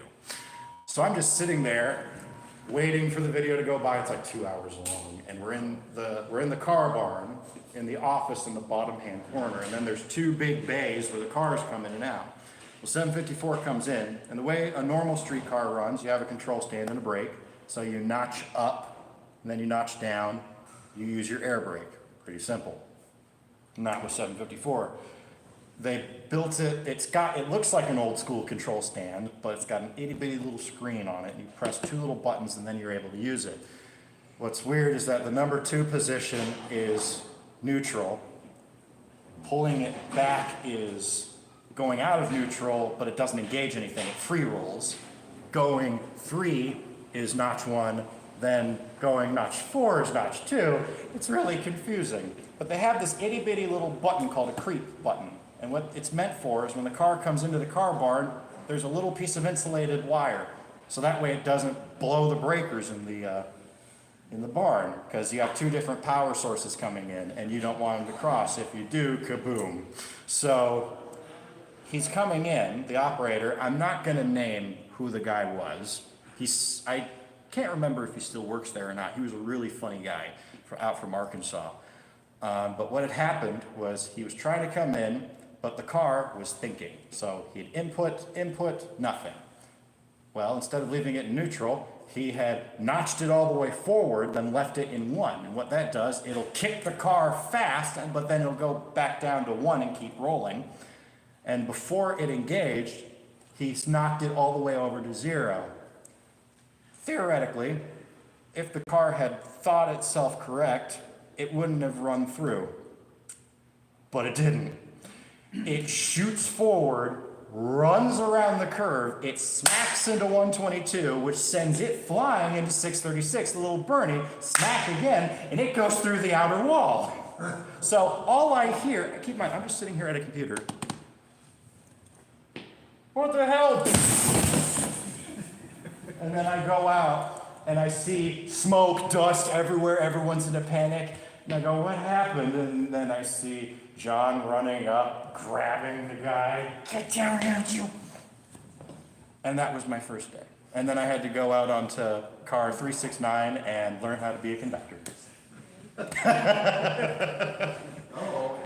It's always an adventurous life working on trains. There's never a dull moment. And if there is, oh, you cherish that day because there's nothing you've got to think about. So, anymore.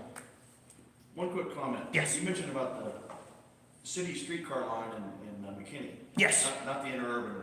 Yeah, the McKinney Avenue Transit Authority. Somewhere Yes. around about 1990, a friend of mine who was familiar with McKinney, showed me a place in East McKinney where there was an old streetcar lot, very small streetcar. It was well rusted. Yeah.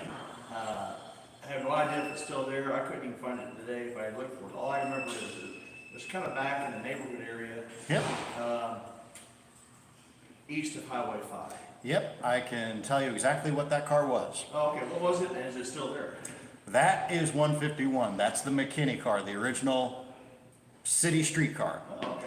What had happened, it had got bought by a guy out in Waco, or not Waco, El Paso, that's what it was. It was El Paso. It got shipped over there, and the guy tried to sell it to the El Paso Transit Authority, because they just brought their streetcars back in 23 and 24.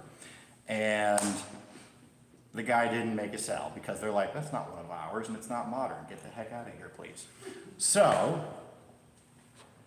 I tracked down where that is. The guy, we signed an NDA, so I can't exactly say when, where, or who he is and how we got the car. But we didn't pay that much, thankfully, and shipped it back, and it went to Fort Smith. It's currently being rebuilt. The original idea was to have that car be fully restored and run the city circuit in McKinney, and then have a bus come in and out and ferry people in and out of the town. A fully interconnected transportation network just for the town. But, well, they didn't really want to do that. So now what do I do with the full-size streetcar body? Well, I'd already been rebuilding it. It's about roughly 60% done. We were supposed to get through a deal with Memphis because they were going to be phasing out their smaller streetcars, but they've been going back and forth on whether or not they're actually closed down, or if they are, if they aren't. They've gone through like 3 chief mechanical officers and 5 presidents within the span of 3 months. So, yeah, it's a lot. And we were supposed to get the running gear for that car. About 80% of the car had to be rebuilt. There's only a small section, basically the base frame and the side panel walls. That's all that originally we could salvage. The rest of it, we're having to recreate piece by piece. Interestingly enough, that car had a sister, number 63, and they both ran in Sherman on the College Street line. And they're both from 1890. So they're some of the earliest known streetcars in Texas. Because in 1890 was when Dallas and Denison and Sherman all got their city streetcars, electric ones. Dallas previously had used mules, but then for 1 year from 1888 to 1889, I don't know why they did this, they got if you know what a steam tram is, it's basically a locomotive with a streetcar body sitting on it. They got 2 of them, and they ran from the hotel to the fairgrounds. And there is a picture of that. I will bring that in one day. But they ran those around, and they buried them as soon as they got the city streetcars. They're now buried underneath what is ostensibly DART's modern bus barn, and they are still Myers.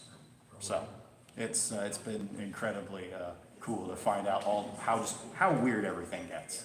Because with all this type of stuff, you never know where it's going to happen. But anyway, to answer your question fully, the car you saw was the original McKinney car, and it is being restored. It will eventually be put on public display at the museum in McKinney. It's the Collin County Historical Center Museum. It's in the old post office. And earlier, they changed who's in charge now. The lady who used to be in charge was the one that I worked with. We actually saved a chunk of the interurban track. We still have it. We put a small amount of it on display and made a replica Texas Electric Railway sign that sits outside. But the actual street rails are going to be used as the plinth for the trolley to sit on. And if the city really wants to, if they really want to use it, they have to lease it for $1,000 a month, and it has to be run with a fare of $2, no more, no less, flat fee, if they want to run it. Because all the track is still in the street. All they have to do is resurface it, and I can run it off a little diesel engine. It'll still do the same thing that it did nearly 100 years ago as it would do then. So, yeah. Again, when you get into this type of stuff, you go from I want to just write stuff down to now I have to learn about carpentry, now I have to learn about electricity, now I have to learn about logistics, now I have to learn about economics, and oh God, I have to talk to city officials. Ooh. Any more questions? Fabulous. Thank you. Yes, thank you so much. By all means, take as many cards as you guys want. Thank you. Most certainly. Did everybody get a chance to look at the book that wanted to look at the book? I've got it, post-it notes of the Melissa sites. Everyone signed in. Yeah, I think everybody did. We have, Melissa Historical Society, we meet every first Wednesday at 6:30 PM, at the Melissa Christian Church, Hale Hall. And our next speaker presentation will be here, but upstairs. And it will be Dusty Williams on the railroad, development, the HTC Railway through here, Melissa, Anna, Van Alstine, and Howe, and the demise of their predecessors, Highland and Manjoy, May 28th at 6 PM here. Can So you thank you con- so much for coming, everybody. Yes? Can you contact this person and tell them that I want to know the real truth about the history of the naming of Melissa and Anna? Oh, yeah. I know about that one. Yes, we'll talk about that, yes, actually. Real story, real truth. Yeah, And how. there has been like Most certainly.